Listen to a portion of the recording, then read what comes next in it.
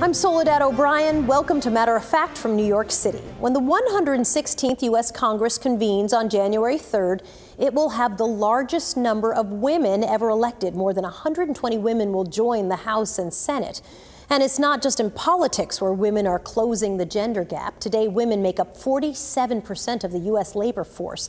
That's up from 30% in 1950.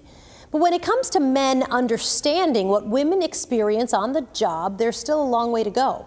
Just ask Daniel Stapleton. He took a company survey about how his female coworkers are treated at work, and the results shocked him so much that he started a new company with one of his colleagues. It's called In Her Sight, and I recently spoke with Daniel and Ursula Mead about how they're working to get companies to better support women at work. Tell me the story of how the company started. Well, it started early on. Ursula and I worked at a company together, and it was a company that cared a lot about their employees. And one of the ways they showed that was by doing surveys to see how everyone was feeling. And so one of those surveys was given to us, and it was specifically about women in the workplace. Everyone in the company took it.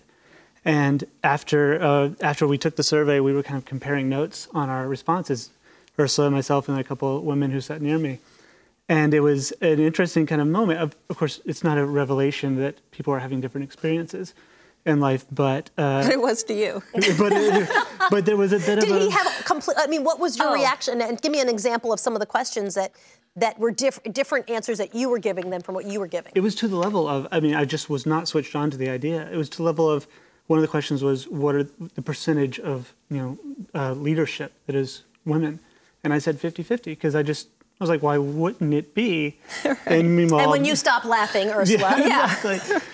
And so there was just a lot of differences in how we had answered these questions, and that kind of got a spark going. What were the other questions? Just throw them out there on this survey.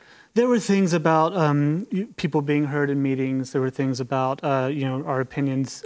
Is your work being valued? Those type of, general employee survey. And was Daniel an outlier in this, or did you feel like he was consistent with all the other men within the company?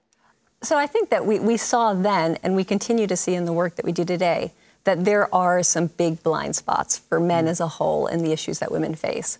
There are always a few who have either tuned in a little bit earlier or are more aware. And I can remember a few voices that sort of were laughing with us who were other men. But for the most part, it was eye-opening for a lot of people, including the company as a whole. And it was an experience that changed the culture, and it changed the people in the culture. Oprah would say it was the aha moment, and it led to you starting the company. Yeah, and it didn't happen immediately.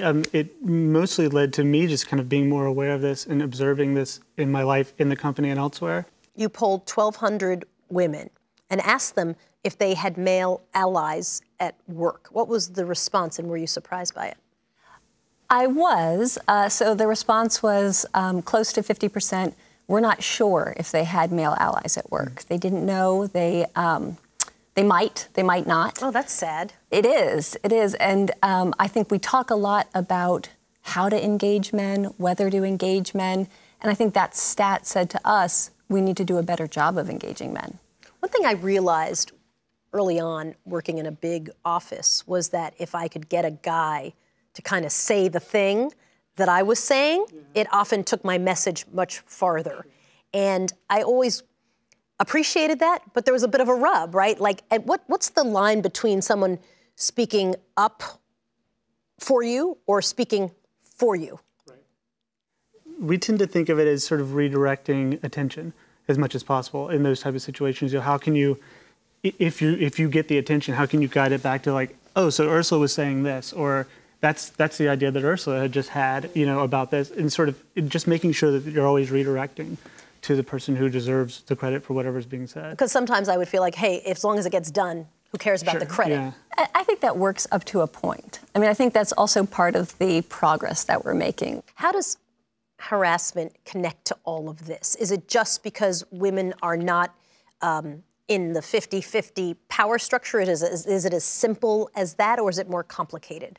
So harassment has been something that we've started to measure more on our site. So we collect data on how women are feeling about their workplaces and how supportive they are. Women are 50% of the workforce and talent pool. Right. You know, this is not some small segment of people coming out of universities and programs that they're looking to hire. Companies need to understand how to better support women.